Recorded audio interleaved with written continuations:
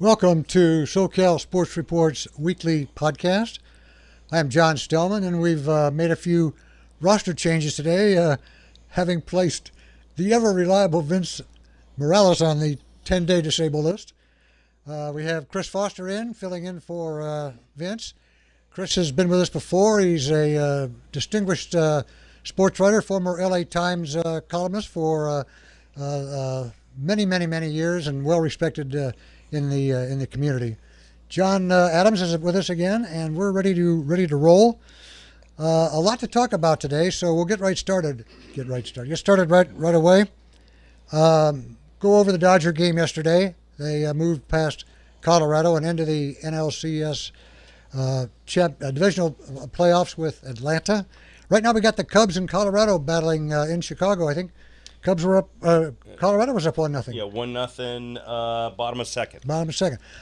That's a wild card. I would really, from my standpoint, I'd love to see the Cubs win that, just to see the Cubs and the Brewers go at it for 5 in a row. That would be exciting. They played a good ball game yesterday. I'd like to see that again. Tomorrow we got the Yankees and Oakland. The winner of that series goes against Boston, and the other American League Championship game will be Houston hosting Cleveland. We'll all talk about the Angels a little bit. Mike Scioscia steps down. I'll have a few ideas on that. I'm going to do an article for the website later this week, and I'll have some opinions on that decision. Also talk to. We'll also talk about Shohei Ohtani, who underwent the Tommy John. He is hoping to be back by the time the 19 season starts, so he can hit. We won't see him on the mound until 2020, but he didn't waste any time. He had the surgery. The season ended Sunday. He had the surgery done Monday, so he wants to get back at it. He wants to be ready to be in that lineup opening day, and that would be great. Just to be able to get him out there as a hitter would be extremely beneficial. So we'll talk about that. Rams, nice win against the Vikes, and the Chargers missed a couple of extra points, but still managed to scramble past the 49ers. Trojans, we'll talk about the Trojans and the winless Bruins. Lakers and Clippers both opened their NBA seasons. We can analyze that a little bit. I watched about a half of the Laker game, and they still need. Oh, that's the first game of the season, but they could usually help on defense. That's for sure.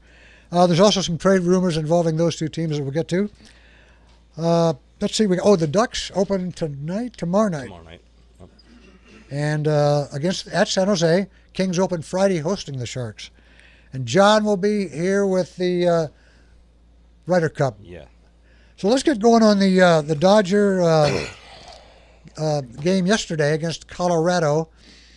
A lot of early home runs just broke that thing wide open. Dodgers get their 6th straight division title. They also get the time off, get a chance to set the pitching, which is kind of nice. Colorado had 3 days in a row. They played the final game Sunday, had to play yesterday, have to play today. So that had to be an advantage. What are your thoughts, Chris, on the Dodger season? And were you surprised it was this tight down the stretch? Did you think they might pull away? Or were you expecting Colorado and Arizona gave them a lot of trouble during the season, too? Did you think it was going to be that tight of an NL race? Well, I thought all season it would be, especially with the Dodgers' injury problems early on. And once they got everybody healthy, they clearly seemed to have the best talent in the division, but getting there was hard. I thought they put it away when they swept Colorado, but one of the problems the Dodgers have had all year is playing teams that are beneath them and beating them. And I think the Cincinnati Reds could claim that they should belong in the playoffs at this point. So they kind of had to scramble to get there, but I've seen that with teams before, and it's the same thing with Milwaukee, where they've been like playing against the broken edge of a bottle for a month just to get in, and it helps them once they get in because they're already up to speed with the intensity and the things that are necessary to win these series. So I think both the Dodgers and Brewers are probably teams that are ready for this playoffs. Mm-hmm.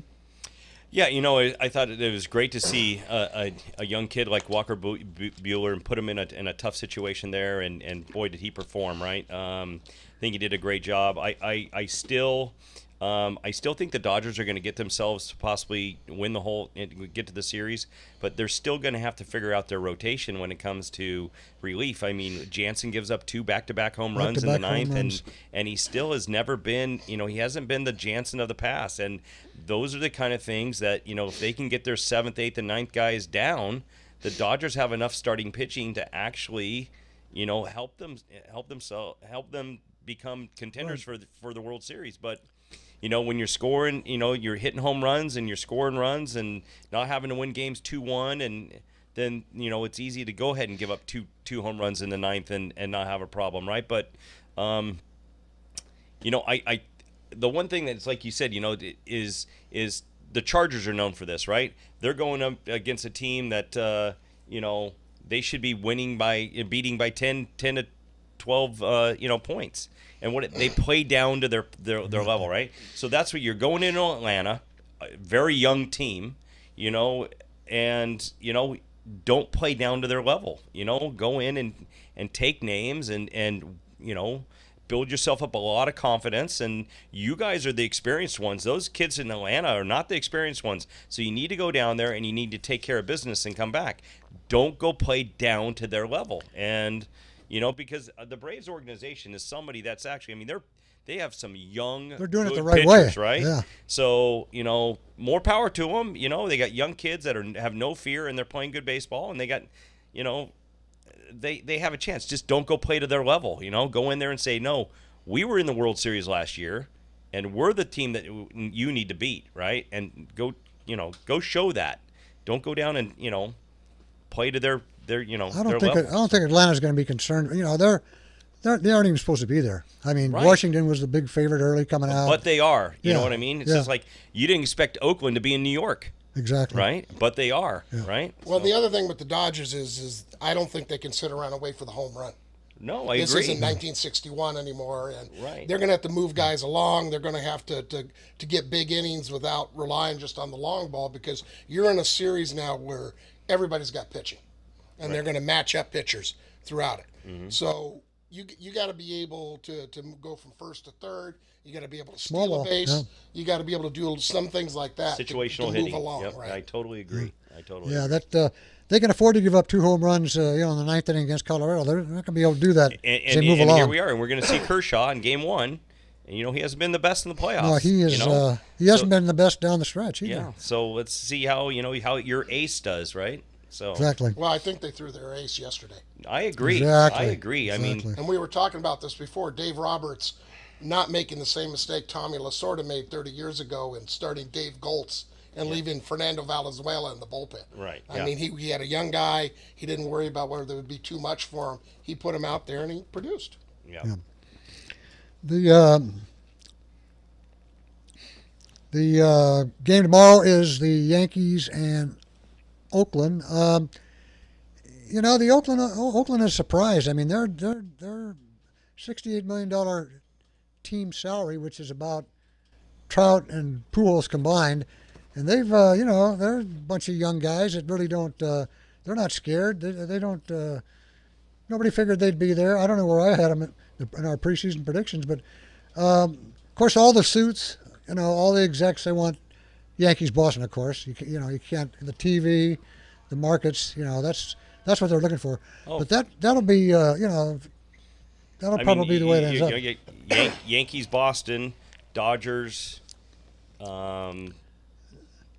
Dodgers Cubs. Dodgers Cubs. Yeah, you got four major cities, right? Yeah. Those are the TV ones. Yeah, that's all I know about the Yankees and A's is I think they need to start Game 1 with a moment of silence and a beer for Billy Martin. I think that'd be great. There you go. They have some history there. But exactly. I would find it harder for Oakland to get it done at this point. They are a young team. They're new to this. The Yankees were there last year. Right. They have home field, and Yankee Stadium gets a bit oppressive during the postseason. Yeah. So I would find it hard to see Oakland finding a way to get this done. Yeah, and they're pitching their bullpen, right? They're not throwing a starter. It's a bullpen game for Oakland. It's a bullpen game for Oakland, right? And the Yankees, not there anymore. Right? And Severiano, is it Severiano? Is that how you say Severiano? Severino, or I don't know. He's starting. And by the way, Oakland's hit him pretty hard last couple games that he's pitched against Oakland. So it could be interesting. But yeah, they're going to do Johnny bullpen for their rotation this tomorrow, right? Game's tomorrow. I think it's game's tomorrow. Yes. Yeah, Wednesday. Wednesday. Yeah. So on TBS. Yeah, there you go. Yeah. Let's talk about Mike Scioscia. I know that. I mean, stepping aside. I'm gonna let you guys voice your opinion. I mean, you guys have. I think you guys talking about it a little bit more than I will. I'll throw in my 2 cents, but I know that you guys have histories with him, so being writers and stuff. So I think the club did the commendable thing by letting Scioscia announce his stepping down. Right. There's no way he was going to be back next year. His contract was up. They were not going to offer him a contract. But he's meant a lot to the organization. He's been there a long time, giving them stability. I think they appreciate what he's done, and they wanted to make it as respectful as possible, rather than and just he saying, deserves it. He deserves it. Right. So I'm sure they gave him the option. Hey, listen, either you step down, or we're just not going to renew your your contract. Yeah. But I have my. Scioscia has a lot of different traits, good and bad. I don't like the way he handles his bullpen. I'm not sure that, 3 straight losing seasons. What have you done for me lately? Sure, he had the World Championship and 5 or 6 divisional winners, but he's had 3 losing seasons in a row, and fan base gets a little nervous. Mike Trout doesn't want to play for a loser. He wants to be in the playoffs, wants to have a chance to win. And, I think they realized they had to change the whole dynamic and, go in a different direction. Well, the first of all, I think you're right. That the thing about Mike Scioscia that is most commendable was he gave the Angels stability. Mm-hmm. I mean, I'm a child of my era, and I was an Angel fan when they had 7 managers in 11 seasons. And in 5 of those seasons, they had 2 managers. I was covering the team then. Yeah, so, I mean, this was how this franchise was going. And even into the 90s, the same thing. So he gave them the stability. He was a good CEO, I felt. Mm-hmm. If you look at his success early on, the 2 things that were different about it then that now are people above him and people below him. Bill Stoneman came in here as GM. He was brought in by Disney czar Tony Tavares to break up that team, which had Tim Salmon, Darren Erstad, Gary DeSarcina, all those guys that later became their World Series champion. Right. Stoneman got here and said, this team's not that bad. Why don't we piece some stuff together here? And he was right. So they had a guy like him as GM running the team, getting the necessary pieces. And then below Mike Scioscia, he had Bud Black and Joe Madden and Ron Renicky. Right. And if you look at it now, those 3 guys as managers has taken 10 times, have taken teams to the playoffs. So he had good lieutenants. He did. When those changeovers started happening, Mike wasn't as good. I mean, he won a lot early, and Stoneman left, and they won a couple more. But Mike has some faux pas with that. He doesn't like kids as much. And the thing that people forget is Mike Trout, the year he won the Rookie of the Year, had to spend the first month in the minor leagues. Exactly. Because Vernon Wells was there. So he was tough to sell to get young kids in there. He was hamstrung by some horrid contracts. Jeff Hamilton jumps to mind. Vernon Wells. Josh Hamilton. Yeah.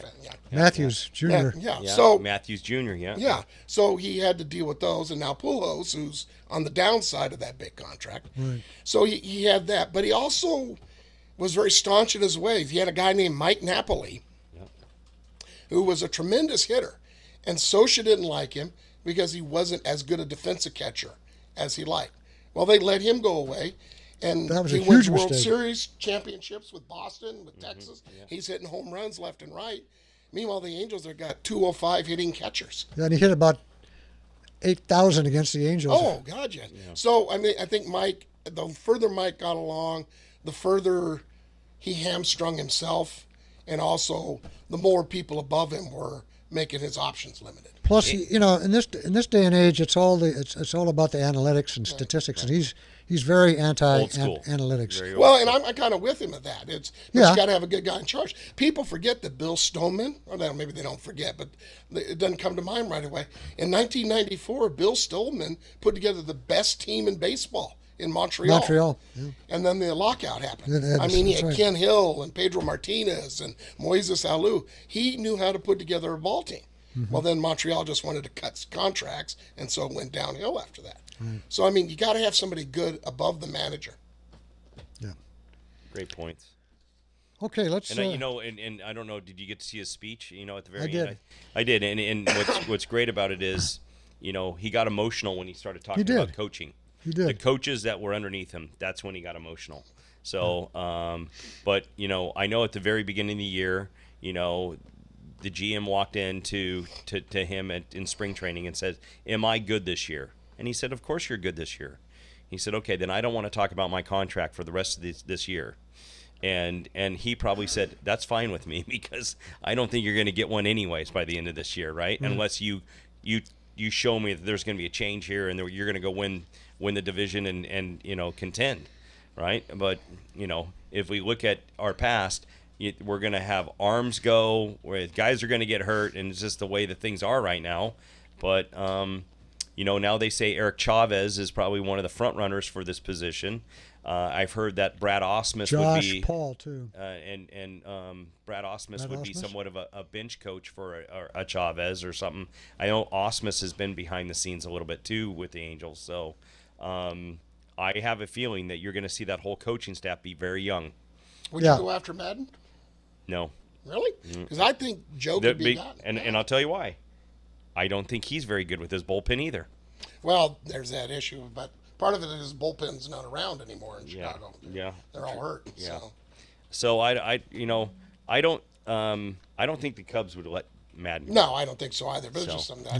Joe's like I would love to have Madden, but I just don't see that even happening. Joe's I like see the them bringing smartest guy in baseball I've ever come across. I mean, intelligence-wise. Yeah, I agree with that. Yeah, he's very, very brilliant. But I just have a feeling that the time for change is going to be young.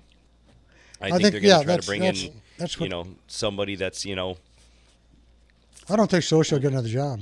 He wants to manage. Does he want to manage again? He says he does. I don't. Why? Just retire. That's his. Everybody says that. If I was Socha, I'd take the wife and go to Europe for 6 months. Yeah, go enjoy yourself. Everybody says that when they get out like this, just to keep their hook in the water. Yeah. Right. But whether he really means it or not, Yeah. I don't think that would be a very good thing to do for another team, to be honest with you. I mean, the Angels should just put him in the front office somewhere. Well, that's actually that's what I had heard. Yeah. So I don't know if that's if something that there's still maybe he can manage Pujols' contract for the next 2 years or whatever it is. Well, they spent a lot of time together on the bench this year. That's right. That's right. There you go. I think I mentioned before, Ohtani did the right thing by getting that surgery done, sooner rather than later. At this point, do the Angels get 2-for-1 specials on Tommy John's? I mean, wow. They should, yeah. It's like when they sign a guy saying, "Are you eligible for Tommy John surgery?" Okay, we'll take you then. It's been amazing. It's crazy. They've had a few of them. Just because Tommy John pitched for us doesn't mean we have to give his arm. That's right. Well, Ohtani, he needed to do this. He's going to get resistance still now about pitching. You already saw it in the last month of the season after they mistakenly, and this was a bad social move, put him out there in the mound in Houston. Never should have done that. No. But everybody starts talking about, well, maybe he should be a closer. Is that resistance to him being a starting pitcher and a hitter because baseball people haven't seen it for so long. Right. And so now you're going to see a whole year of him hitting, and everybody's going to be in his ear trying to convince him that's what he should do. And I hope he doesn't. I think he's the most interesting thing to come along baseball since the Chicago White Sox wore short pants and knee highs. I mean, it'd be great to see him do both. Yeah. It's great. I thought it was great for baseball too. It was great for baseball. So. Yeah. I went back and looked at this. One of his Sunday's games, it was the 4th largest crowd in Anaheim Stadium. That's right. I remember since 1996. Wow. The other 3 were all Dodger Angel games. So really, was the largest crowd the Angels have had in over 20 years. Jeez. So why would you not want that guy going out and pitching? Oh, yeah, It's no bringing doubt. that people in. Yeah. Let's switch gears and do a little football. Okay. So we're not going to talk about UCLA? Yes, we are. Oh. We get Rams first. They had a very entertaining game against the Vikings. I don't know. I don't think I'd like to be a defensive coordinator in the NFL trying to figure out what to do with the Rams. You get 3 receivers who all get over 100 yards. You got Gurley, who, whenever he gets the ball, he's off and running. And I don't know how you defend him. You need more than 11 guys on the field to defend the Rams. You need more than one guy on those. You got to double team those receivers, and you just can't do it because they've got 3 strong guys that are going to catch the ball and run. It's very entertaining. It's a great start and a great should be. We'll find out now. They got a 3-game road trip coming up. Next 3 games. Yeah, it was on the nice road. to play in California for the whole month of September. Huh? Yeah. I think the Rams got a unique situation where, coach is on same page of quarterback, and quarterback is on same page with receivers, and the kid is throwing the football. He's got time to throw the football, and he's throwing and catching these kids on the run. His accuracy was great. He's drinking the Kool-Aid, and whatever this coach is telling him to do, he's doing it, and it's showing that how brilliant McVay and how unique McVay is when it comes to running an offense, right? And as you said about a defensive coordinator, it's hard when you've got 3 to 4 wide receivers that can catch the ball. They know how to run routes, and then you have a running back who can run the ball and catch the ball out of the backfield. So you've got a lot of different weapons, and their mindset is, yeah, they have a good defense, but they're going to say, if you can't score 30 points, you're not going to win this game because we are. Right. I mean, they have, and it's just been very, very entertaining to watch them, play football. Plus that Minnesota game, they started to get the tight ends involved with on the receiving end. That's just another headache for the. Well, what's making this all work is up front. Oh, This, again, being an old guy, really old guy, I go back to Rams teams of the 70s. This is the type of offensive line the Rams used to put together in the 70s. And that's why they were so successful moving the ball. They didn't make the great calls all the time offensively, but they had an offensive line that could move people around and protect the quarterback. And if you protect Goff with those receivers, it just carve you up. Yeah. But what's going to come now is attrition. And how will they handle that? They got some questions at cornerback now. Yeah. Yeah, So- linebacker. So that's what the NFL season ends up becoming about, is attrition. Yeah, but and let's look at the opposite of what the Chargers have, right? They have a special teams too. They have good special teams. I mean, I just think the whole mix is actually it's all funneling together, and everything's on, and it's exactly what you kind of just brought up there.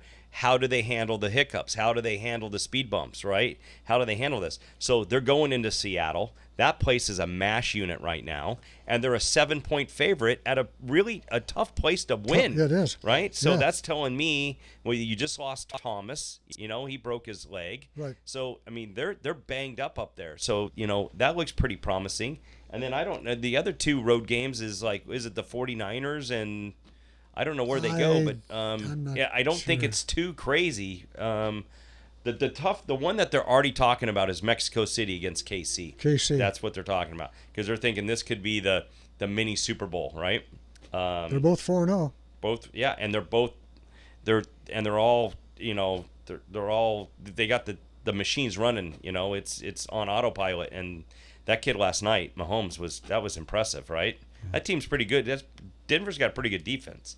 So, go ahead. No, they're just. This is the offensive unit that we saw they had in St. Louis. Yeah. But they had that one great year, and then attrition was starting to happen, and they had some problems in the playoffs, and some punk kid named Tom Brady beat them in the Super Bowl. So I mean, it's a long time to the Super Bowl, and when you lose guys, you got to bring guys in that aren't going to disrupt the continuity. Right. That are going to give you, if not what you were getting, close to it. And that can take some time. I mean, they've had the whole offseason to put this team together.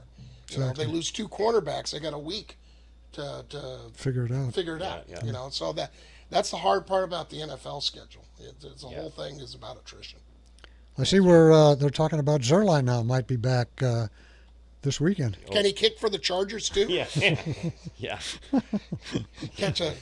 Draw a double salary maybe? What do they do in soccer? They loan players to another team? Right, exactly. Yeah. Man United. Exactly. Chargers, 2-2.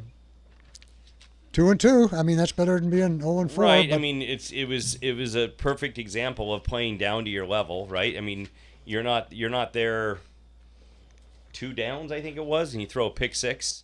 Right, exactly. and Beathard, Beathard has played. I mean, it's not like he was just brand new backup that's going to go behind Jimmy G. Right. No, I mean he played a little bit last year, so he knows how to run the system off. The offense, and I that 9.5, 10-point spread. I wasn't buying that because they play down to their opposition. I mean, here's a team that they thought was going to win, that AFC West, right? And now you're looking like KC's going to run the table. Denver's better than you think they are. And this weekend, that place will be all black and silver. It will be all black and silver. Yep. It will be a home game. Looking for their It'll be a first home win. game for Oakland, right? And they scored 45 points against Cleveland, who Cleveland has a pretty good defense. And I come back to it. Joey Bosa is a big miss there. I mean, they scheme for him, and now you don't have to. And that's, he disrupts the offensive line and disrupts, the quarterback is thinking about where he is at all times. They don't have to worry about that right now. Well, yeah, but when you have Ingram on the other side, Right. it's really hard. Right. But the other guy they're really missing is Hunter Henry. Right, correct. That was a guy who really became an Gates is all-pro really- tight end. One thing they got to do is they can't let Mike Williams get shut out in games. This guy is a big-time receiver. They need to get him the ball, and that would take pressure off Keenan Allen. But the thing about the Chargers is I don't see them rattle very much in games. That's the thing. They have got a guy like Rivers. He throws an interception. He comes right back. Right. They're very, and I've spent some time around them last year. They're a very even-keeled team that doesn't take the ups and downs. And I disagree with you on one thing. I think the next 6 games is a big opportunity. I could see them going 4-2, 5-1 in their next 6 games because those teams are not that great. The Chargers? The Chargers, yeah. They have the Browns in there. They have the Raiders in there. I totally Broncos. agree, but there's sometimes where they play down to their opposition, and they just, that 49er game they barely won that game, and they were a 10-point, They did, but they ended up winning it. True. And if they had had a kicker, They tried to lose it it. would have been a little easier. If we've had a kicker, we say that every week. Well, they should start going for 2. Right? No, exactly. Go up to LA and what I'm ask saying Chip is- Kelly how he went for 2 all the time in Oregon. This is a veteran team. Yeah. And I think, I guess I wasn't loud enough. That's the first time that's ever been told to me. I was a veteran team, and I don't think that bothers them that, we didn't win that game by more. I think they go, well, we won a game. Well, a win is a win, right? Yeah, let's go on to right. next week. Yeah. And I like Lynn a lot. I think he's the right guy at the right place. Oh, good. I think he needs to lighten up on the we're going to grind the ball out type stuff. He's got Phillip Rivers right now. You don't have to grind the ball out. You just have to have a good running game. Yeah, true. So and Eckler has been really good for them too. Yeah, I like that kid. So I think the next 6 games they're really going to make a push. Yeah, you're gonna have to. Yeah. Got to take advantage of the opportunity when it's there. Yeah. Colleges. We'll talk about Chris's favorite team, the Bruins. Okay. Oh, I thought we were talking about college football now. Do you think Chip Kelly's going to get a win this year? Yes, he will at some point. It's interesting. UCLA is a funny place for a lot of things, and I've spent a decade there. Right. And where it's the funniest is on the internet. And it's the Westwood weather vane. And I've never seen it turn so quickly. Wow. Where they were ready to build a monument to Chip Kelly in August, and now they're saying, we got NFL Chip Kelly. I mean, I hear that I see that all the time out there with that's fan base, this element of the fan base. And the internet has made it so people don't relax and be patient anymore. Yeah. 3 years from now, let's see where UCLA is. That's how I always judge the new coach. Yeah.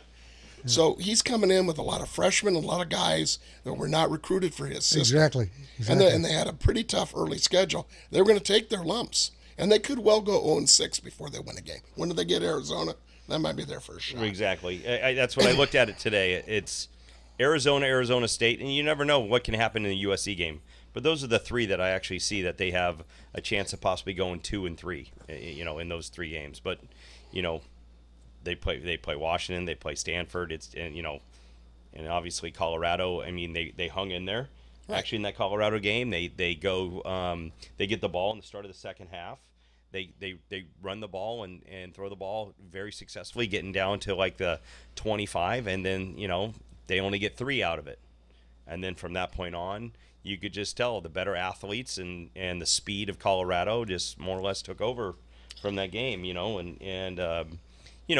When you got your quarterback that's in a Chip Kelly system and he's got -9 yards for the game, that's not a good sign. That's not a good sign, right? and I know that he's been very conservative. Am I right, Chris? Yeah. He's not opened up the book like he did. No, exactly. So, and I think he's still trying to figure out what he's got with these freshman kids, because he's got a lot of them playing. So, well, the acceleration of impatience is so strange to me. I mean, if there'd been social media back then, how long would a Pete Carroll lasted that first season? Right, true. Oh, true. yeah. It's just people need to take a breath sometimes, and I think realize that. Let's see if this guy has the credentials. Let's see him get his guys in here. In the 3rd year, we'll take a look at it. Right, exactly. I always thought it was a 3 to 5 year plan, but But I mean, when you look at it 3 years, it should be going in a certain direction. Correct. Mora was going backwards after the 3rd year. Neuheisel was circling the drain. Terrell was going down the 3rd year. And a good example is an old one, is Pepper Rogers. Yeah. Pepper Rogers got to UCLA in '71. They lost their first 6 games and went 2-7. I think so. Yeah. But Pepper Rogers had Kermit Johnson and James McAllister waiting in the wings.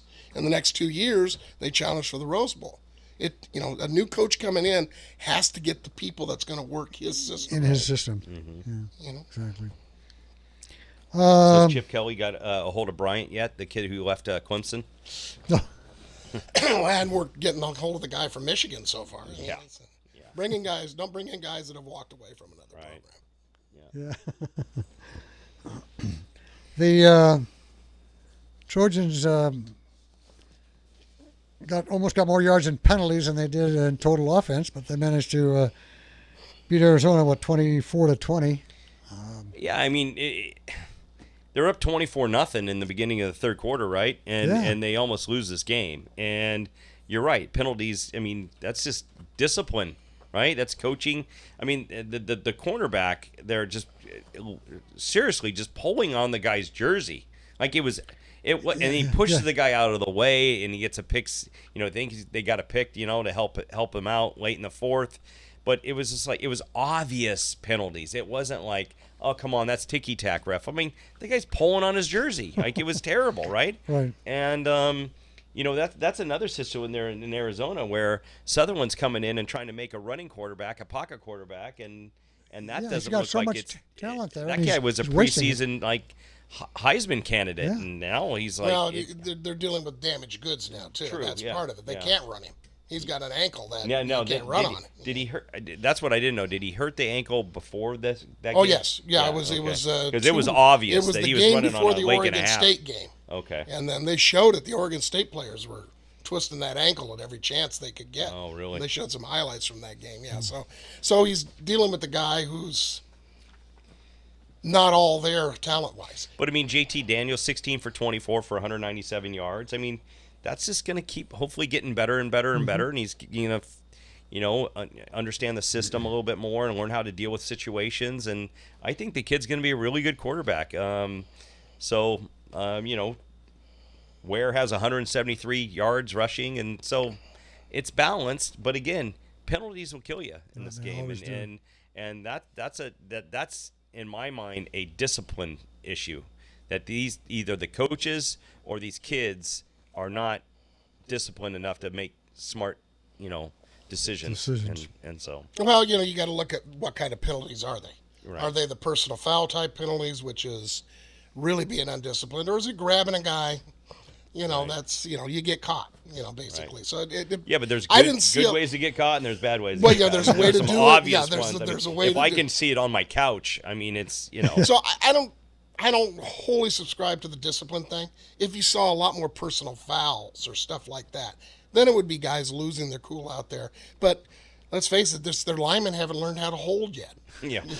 Eventually they'll learn how to hold and it'll be better. And you're dealing with a freshman quarterback. I think he's an amazing talent.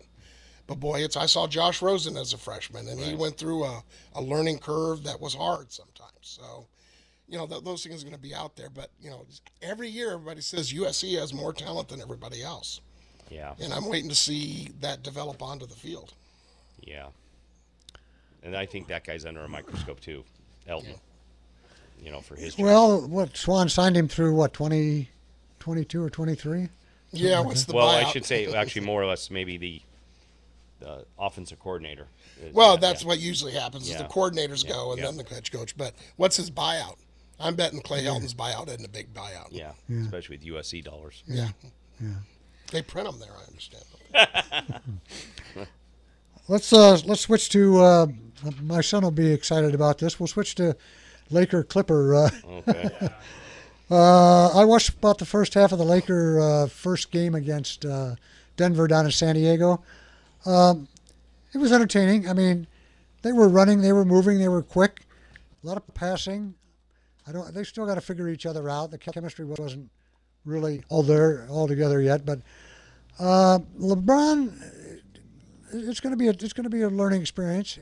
He's going to have to understand what he's gotten himself into here. This is not going to be a team that's going to contend for a title. They might sneak in with the 8th seed, but he's going to have to realize that it's a growing process, and he's going to have to be patient with his team. Yeah, I mean, I didn't get to see the game. In my mind, I'm just still a little early for me to watch basketball.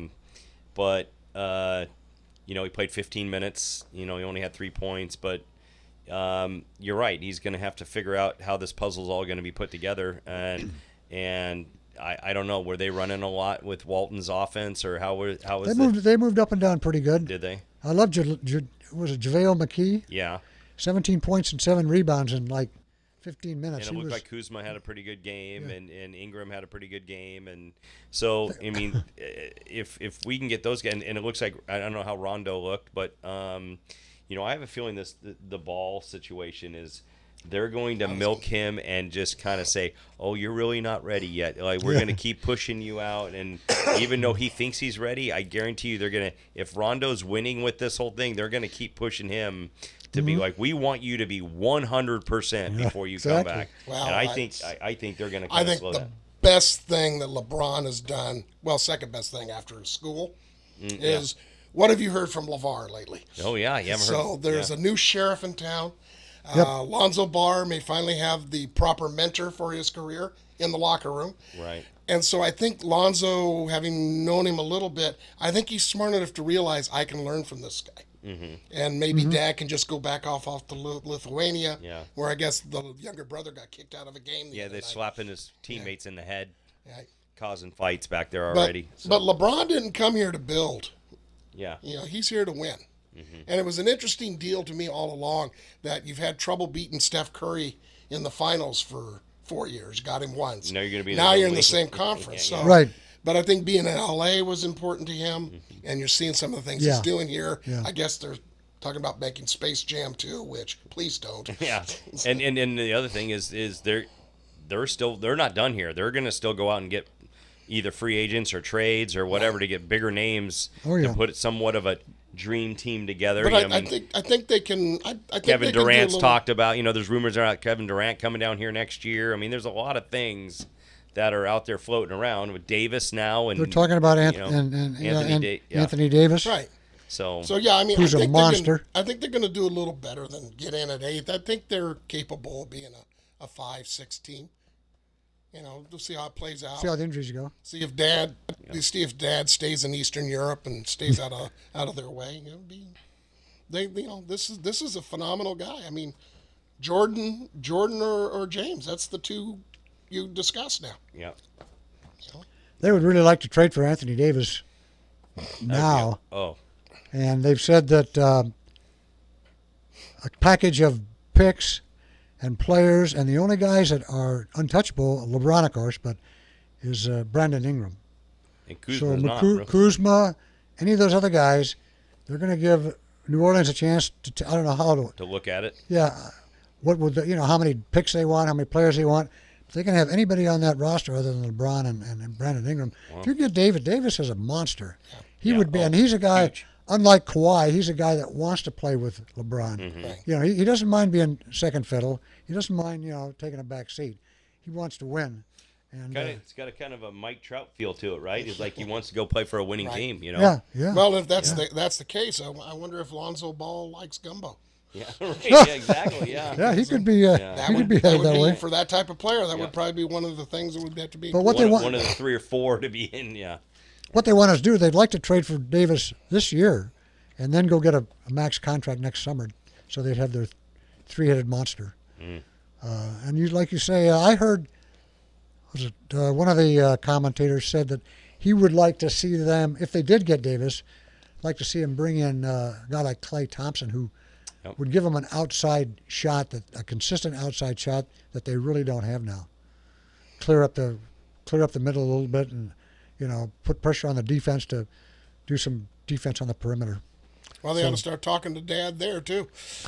Michael's got some history with the Lakers. That's right. That's right. No, it's always good to say, "Oh well, we want this guy, we want that guy." In fact, I saw the Ducks do that for years in hockey. Oh, if we can sign this guy in the offseason. The key to that is you got to make yourself appealing enough for that guy to want to come to you. Yeah, I find it hard to believe that anybody from the Golden State Warriors would leave. Why would you walk away from? Not their frontline guys. Yeah. No. Yeah. The Clippers. There's a lot of talk about Jimmy Butler, who's a very good backcourt guy. He's given the T-Wolves 3 teams he would go to. The Clippers are one of them. The other 2 are the Knicks and the Nets. But they're talking about the Clippers trading for him and then going after Kawhi, who wants to come to L.A. and doesn't want to play behind LeBron. So if the Clippers could pick up Jimmy Butler and Kawhi Leonard, they would suddenly become relevant. You'd say Butler or Buffett? Jimmy Butler. Oh, not Jimmy Buffett. Okay, I misunderstood you. Well, this is the last chance for Rivers. I think so. He's fiddled with this team for years. He's sent guys away that were popular. He's brought other guys in. I think he's got to get it done pretty quick and show that everything he's been doing has a purpose. So I think that might actually become the story as the season moves along. Yeah, he was supposed to be the great savior, and they've never gotten out of the second round. Right. And he was. And I think the guy, the owner, he's there to spend some money. I mean, he's got a lot of money. Look what he paid for the team. Yeah, so I think that he's just trying to see who he can get and who he can put together and who he can, create something with. Because, I mean, if you have both LA teams that are playing great basketball, that's just going to that city's going to be well. Crazy, and Rivers came in and did good things. That little things like covering up the jerseys on the wall when they played games. Yeah, right. So he kind of started giving them a bit more of an identity that was lacking here.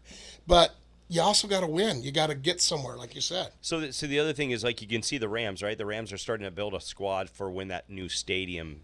Right. Is he been okay to build that arena yet next to that I stadium? think there's some litigation that's still going to happen. I think the people who own the Forum are right. They're not too happy. Right. I think Kroenke and Ballmer should just write a little check and say, here, we'll take your building. Yeah, right. So, yeah.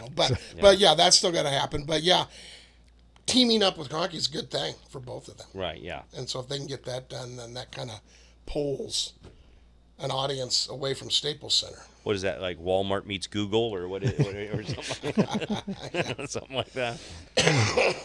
So that could be interesting. We mentioned that the Ducks open and Kings both open their seasons this week. Neither team has been spectacular in the exhibition. The Ducks, we talked about this previously. They want to go. Murray wants them to get to the speed game and the quick game, and but you just can't say this is what I want to do. You got to have the players and the mentality and the coaches that can get that accomplished.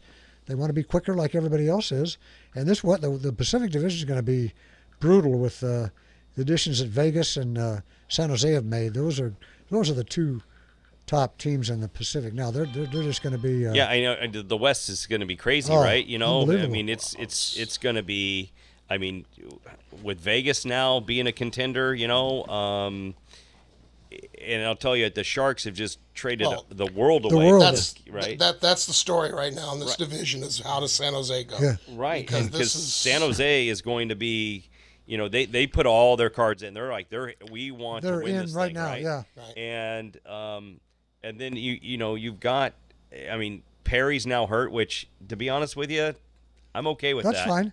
Fine. We need to get these younger kids going, Got right? some great young guys in San Diego. But again, I just look at the Ducks situation, and I just think they have okay defensemen. They don't have really good defensemen, right? Like, San Jose went out and got Ericsson's. I mean, you need really, and I think that's going to be their downfall, is that their defensemen are just okay. They're not great.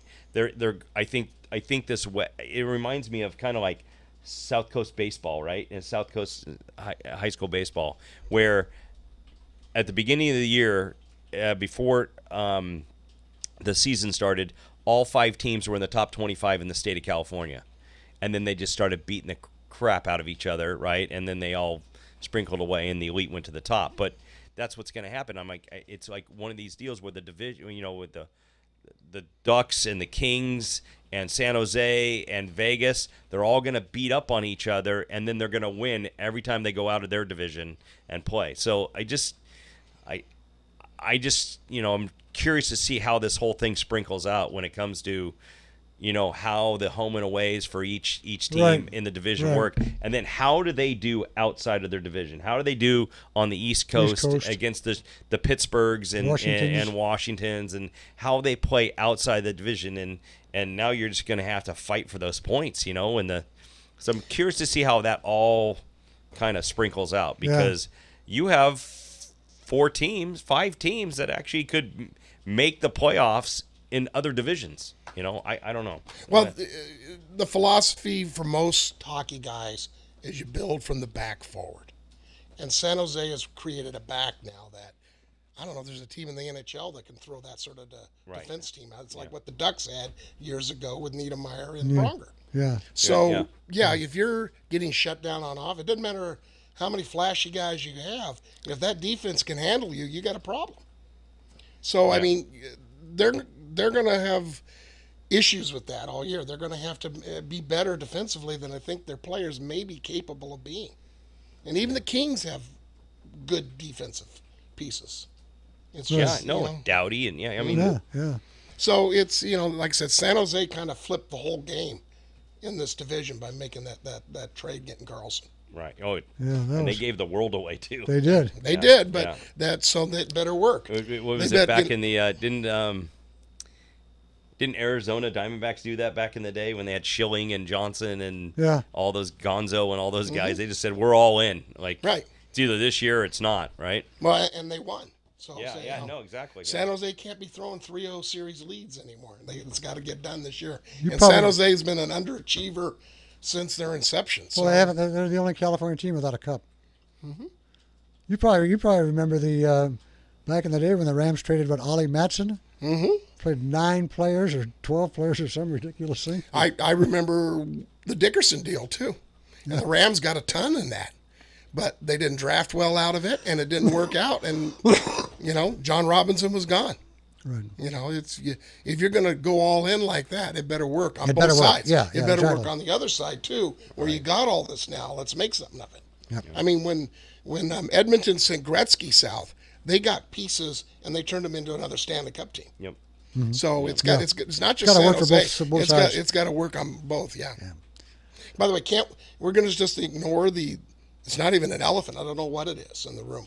The Philadelphia Flyers mascot. What the heck? Oh, I didn't. Gritty? What? Oh my God! Go look it up. Okay. It is the most disturbing mascot I've ever seen in Really? my life. Yeah, Is this brand new? brand new. They just introduced him, and it's. I think Stephen Colbert, when he was showing it, said, "I didn't realize I took acid before the show." So Yeah, I didn't and know then there's. and the best part is he fell in his introduction several times, Oh boy, and the Twitter feed for the Pittsburgh Penguins, went nuts, huh? the mascot, digged at him. And this is how Philly is. He's that guy, the Gritty tweeted back, "Keep an eye open at night, bird." so I think that's me the most interesting addition to the NHL this year. There you The go. Flyers mascot, Gritty. Oh, that's classic. All right, John, you want to give us a little rundown on the Ryder Cup disaster? Yeah. Well, it was a tough loss, right? I know people are going to point fingers at, decision making by the captain and stuff. I mean, it flat out was we never executed. We never played very good golf, right? And we deserved it. We deserved to lose. One of the things that I noticed was, the Euros. I got to give it to them. They did their homework and they did the research, and they found out that the driving accuracy of all 12 players averaged out was 135th on tour. Okay, so what are they going to do? They're going to try to just turn the golf course into a bowling alley, right? And bring in big rough and let these guys hack out sideways. So that really worked in their way. Now, one of the things that I think this quote task force needs to work on is you have your 8 players that actually make the team. Right. From that point on, your captain's picks, I don't care if you have to go 30 spots down, you have to do your research and find out that the guys that you're going to pick are perfect for the golf games that their games are perfect for the course, yeah. right? And Phil Mickelson's game was not good for that golf course, okay? I think Bryson DeChambeau deserved to be on that team. He won 2 FedEx, tournaments coming down the stretch. He was playing really good golf. In fact, when he lost his match on the last hole, he was 4 under par. So, but you could tell he's very nervous. I think Tony Finau deserved to be on that team. I'll be honest with you. Tiger Woods was as tired as I've ever seen him on a golf course. And that's the other thing is, does the PGA of America need to go work with the PGA Tour, which they don't like each other, okay? And do they need to come out and say, we need a week off between the FedEx Championship final in Atlanta and the Ryder Cup? Do we need a week off so everybody can get their legs back, kind of refresh, and go from there? Mm-hmm. So I just think that, there's some homework that needs to be done and kind of work on this whole. I mean, I think it's a major issue. I just think they need to be able to tell the captain or work with the captain on picking the right guys that have the game for the course that they're about to go play. You don't pick your buddy because right, exactly. Okay. So what do we do? Right, we're going to widen these fairways at Whistling Straits. We're going to have no rough, and we're probably going to have the greens at 13 on the stem meter. They narrow it up. They bring the rough up, right? And they put the greens at a 10. Right? They like the greens slower. So I just think that, we need to be able to pick our captain. His captain's picks for Europe went 9-4. Ours went 1-10, okay, in the matches.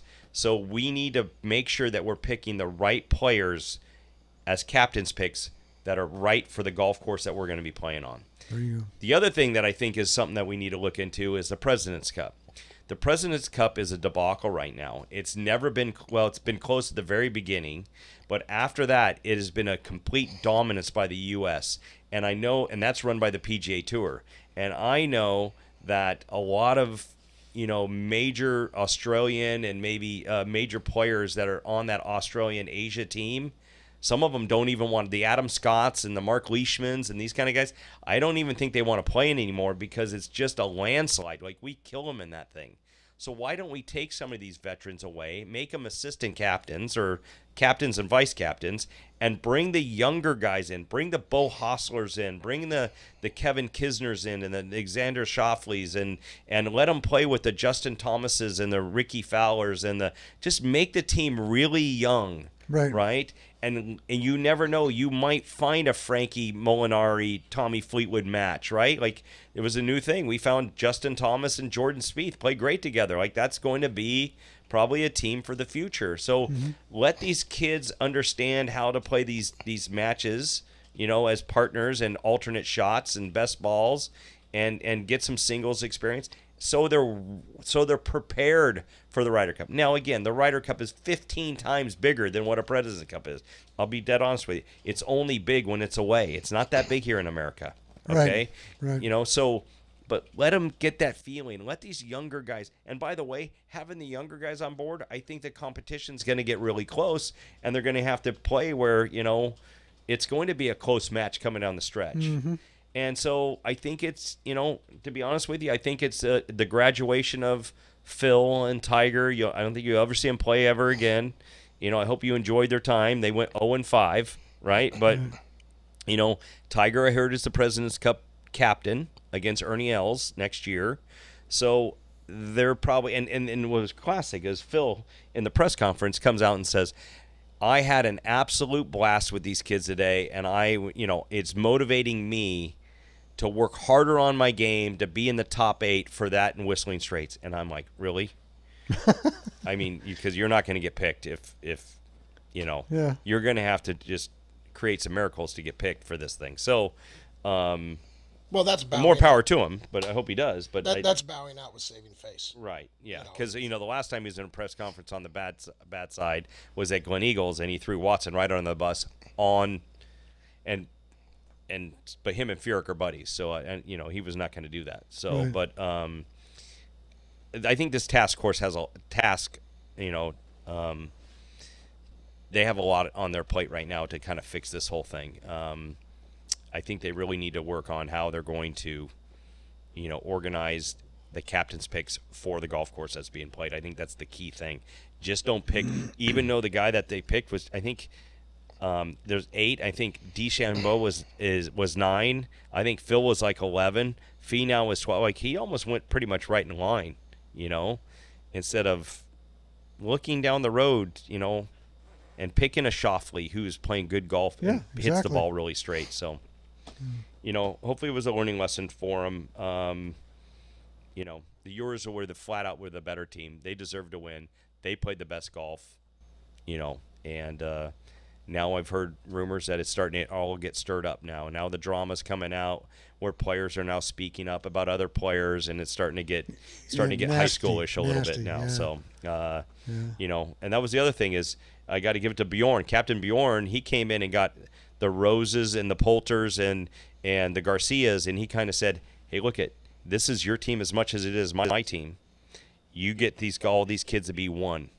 So they started their own 12-man, I think, text feed. So they were all communicating together, right. And they were all, this is prior, right? So they were all going back and forth, and they were getting to know each other a little bit more, right? And so when they walked in, he kind of just said, you guys just go be friends, and they said they really came together as one. So that's good.